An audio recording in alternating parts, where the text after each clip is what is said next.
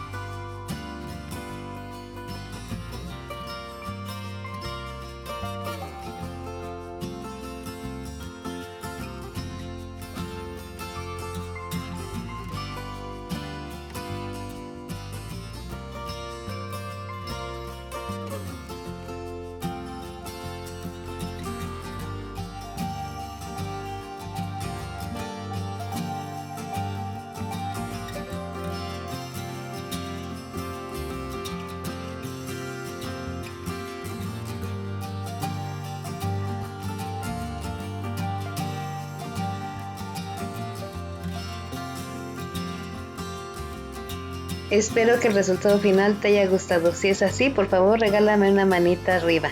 Recuerda que el pudding es mucho más que solamente vertir pintura. Nos vemos en el próximo video, pero mientras tanto tú ya sabes, que fluya la creatividad.